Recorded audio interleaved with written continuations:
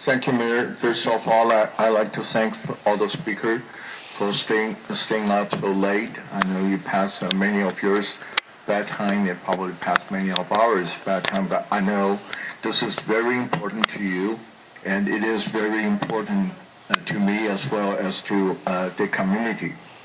To my fellow council member, I'd like to stress that this is an overlay, not a conversion of any kind.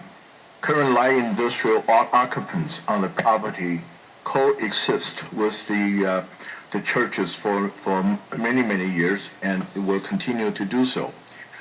When the proposal was initially brought to the council in June, I had proposed to defer the item to the fall general plan hearing to allow everyone an opportunity to fully consider this application and the site's unique chance to serve our community. Since then, we have been able to identify many points on how an approval will positively impact our community. My staff has actually reached out to many of the residents and the business owners in that neighborhood, and we not yet find any objection from any neighboring business or the residents. Its immediate neighborhood is very unique in its designation. There is an elementary school across, so thank you very much for putting up that aerial map there. There's an elementary school across the street that serves over 1,000 students daily. Resource area for teachers, raft, is immediately to the west, which is frequented by teachers on the daily basis, especially during the beginning of the school year. And at least 4 large housing developments within walking distance, perhaps at least 1,300 residence units in the neighborhood. I am a strong supporter of protecting industrial land designation in San Jose, and District 4 has more than our fair share of providing industrial land in our city. Mayor mentioned about 15 million square feet of vacant industrial land. Probably half of them are in District 4. And in our North San Jose specific plant, we have another 25 million industrial square feet of industrial land in the plant. So I ask for your support to help me establish a neighborhood where residents can live, can play, work, and worship without getting into their cars. I'd like to again thank the speaker tonight.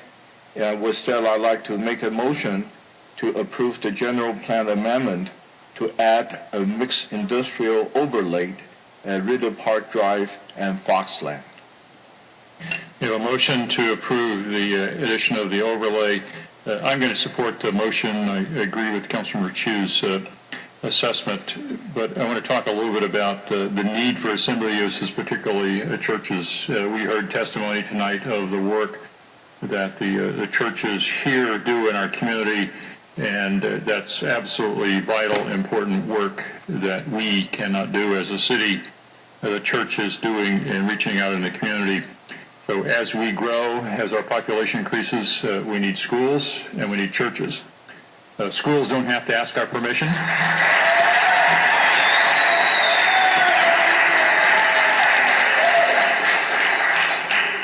Schools don't have to ask our permission for where they go, or at least public schools don't, but churches do. And the way we can accommodate them is through this overlay process that allows not only churches but other assembly uses. But it's not the same thing as tearing down a building and replacing it with housing, which is a conversion that is surely permanent. Within the 15 million square feet of empty space, I think we can afford to take the risk to allow churches to occupy some of these, especially in this location. This is not prime industrial space. It's not a prime area. Very high vacancy rate here. And ultimately the market will correct as the vacant space is absorbed. These uses might end up someplace else. but we certainly can spare a little bit of this space now for churches because we're not tearing down the building. We're allowing the church and these other assembly uses to go in there that are compatible with the existing industrial users and can be there with the overlay, and the buildings can be converted to other uses over the course of time. So I am going to support this, and I think this is an appropriate thing, and I want to thank the people who have come out to testify tonight and have stayed here till the very end. We appreciate it. We're ready to go home, and I know you are too. So we will be done before midnight, but just barely. I still don't have light controls here, so others, Councilmember Carlo. Thank you, Mayor, and thank you, Councilmember Chu and Mayor, for your comments. And a couple of the issues, I know that even after this process, if the motion is approved, there still is a CUP process that we'd have to go through. So there's still going to be further opportunity for council members to evaluate whether there's an appropriate use or not. And so that's something also for the members of the churches that occupy the space to keep in mind as well. This is still a step along the process, and there's still more consideration to be done. However, on a couple of the issues, I know one issue that the planning staff raised, which is a legitimate issue that's raised in these kinds of situations, is the issue of creating a use that, by definition, has sensitive receptors. And I think that issue by itself is put to rest by the fact there's an elementary school across the street. And just on in regards to the comment made by the mayor in terms of needing places to worship, I think that when we talk about North San Jose, and Councilman Chu is certainly correct in that his district certainly puts up with a huge burden of having to have the industrial land and the jobs that we're depending on going into the future. That we talk a lot about where the school's going to be, where the park's going to be, and I don't think we do talk enough about where the places of worship are going to be, when they're certainly, I think all of us would agree, a vital part of creating a whole community. And the reality is that it is more and more challenging for religious institutions to find places to be, and we have an ever-growing population and an ever-growing immigrant population that find it challenging to find places to worship.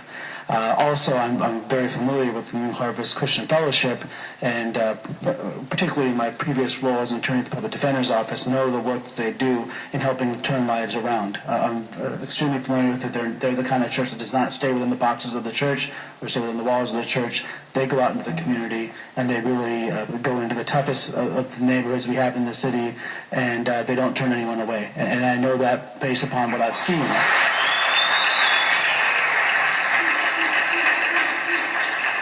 And so, although that this is certainly not something that I imagine that any of us would be willing to do on a normal basis, it's certainly a unique situation, but I think specifically because of the increase in housing development and the school across the street, that the church on this particular site in this particular case seems appropriate. So I will be supporting the motion.